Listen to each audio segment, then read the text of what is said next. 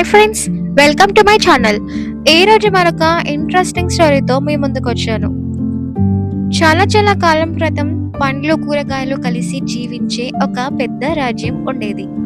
ఆ రాజ్యం పేరు ప్రజావనం. ఈ రాజ్యంలో ఎన్నికలు అంటే ఒక పండుగ మాత్రమే కాదు, ఒక నమ్మకం. ఈసారి ఎన్నికలు దగ్గర పడగానే ప్రజావనంలో వింత వాతావరణం మొదలైంది. ఎందుకంటే ఈసారి పోటీ పడుతున్న వాళ్ళు సాధారణ నాయకులు కాదు.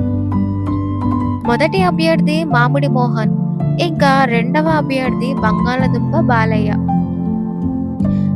మామిడి మోహన్ మాటల్లో చాలా తీపి, హామీల్లో భారీ, ఇంకా రాజ్యానికి సంపద తెస్తా, ప్రతి రైతుకు లాభం తెస్తా, ప్రతి యువకుడికి పని చేయిస్తా.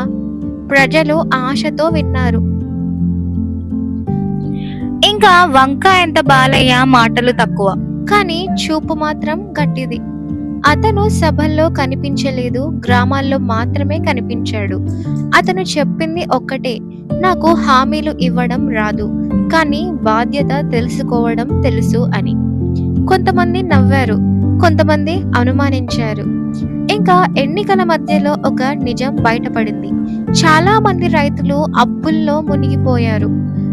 వాళ్ళ పంటకు ధర లేదు, నీరు లేదు, ఇంకా మార్కెట్ కూడా లేదు. మామిడి మోహన్ అన్నాడు, నేను గెలిచాక పెద్ద సంస్కరణలు తెస్తా అని. అప్పుడు బాలయ్య మాత్రం రైతులతో కూర్చున్నాడు. అప్పులు ఎవరికి ఉన్నాయో వివరంగా రాసుకున్నాడు. ఇంకా ఒక రాత్రి పెద్ద తోటలు నీరంతా తమ వైపు మళ్లించాయి. చిన్న రైతుల పొలాలు ఎండిపోయాయి. గ్రామంలో గొడవ. మామిడి మోహన్ శాంతి సందేశం పంపించాడు. బాలయ్య రాత్రే కాలువ దగ్గరికి వచ్చాడు. నీటి పంపిణీ తాత్కాలికంగా సమంగా చేయించాడు. ఇంకా ప్రజలు చూశారు, కానీ ఇంకా నిర్ణయం తీసుకోలేదు. ఇంకా ఒకరోజు ప్రజావనం మొత్తం షాక్ అయింది. కొన్ని గ్రామాల్లో డబ్బుతో ఓట్లు కొనుగోలు జరుగుతున్నాయని వార్తలు వచ్చాయి. ఆ డబ్బు మామిడి మోహన్ దగ్గర నుంచి వచ్చిందని గుసగుసలు. మామిడి మోహన్ తిరస్కరించాడు. నాపై కుట్ర అని అన్నాడు. ప్రజలు అయోమయంలో పడ్డారు.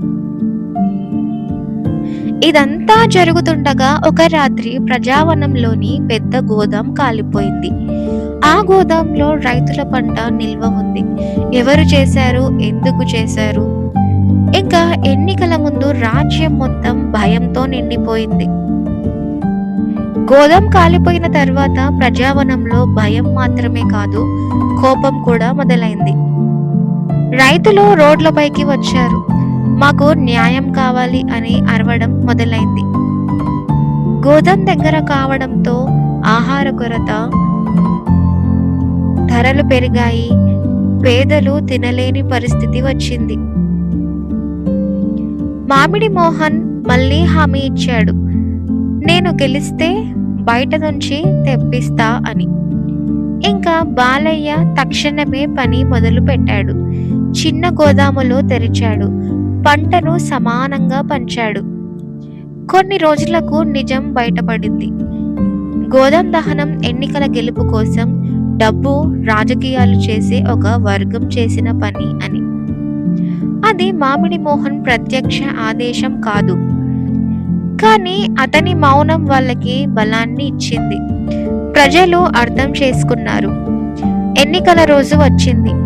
ఈసారి ప్రజలు డబ్బు చూడలేదు, సంక్షోభంలో ఎవరు నిలబడ్డారో అదే గుర్తుపెట్టుకున్నారు. ఓట్లు లెక్కించారు.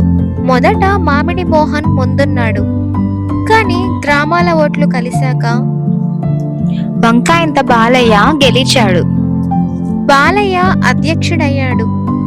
కానీ సమస్యలు ఇంకా ఉన్నాయి. ఖాళీ ఖజానా, కోపంతో ఉన్న ప్రజలు, ఇంకా విభజనలో ఉన్న రాజ్యం. బాలయ్య ప్రజల ముందే అన్నాడు, నేను అద్భుతాలు చేయను, కానీ నిజం చెప్తాను అని. అదే ప్రజలకు నచ్చింది. కాలం గడిచింది. రాజ్యం మెల్లగా నిలబడింది. మామిడి మోహన్ తన తప్పు గ్రహించాడు. అతను రాజకీయాలు వదిలి ప్రజాసేవలోకి వచ్చాడు. Final moral of the story ఏంటంటే ఎన్నికలు మాటలతో గెలవచ్చు, కానీ రాజ్య సంక్షోభంలో నాయకుడు కనిపిస్తాడు. డబ్బు రాజకీయం కొంతకాలమే నడుస్తుంది, కానీ న్యాయం మాత్రం చరిత్రలో నిలుస్తుంది. ప్రజల జీవితంలో నిలబడిన వాడే నిజమైన నాయకుడు. మీకు ఇంకా ఇలాంటి స్టోరీస్ కావాలి అంటే నా ఛానల్ని సబ్స్క్రైబ్ చేసి అలాగే బెల్ ఐకాన్ని కూడా క్లిక్ చేయండి. లైక్ చేయండి, షేర్ చేయండి. Thanks for watching.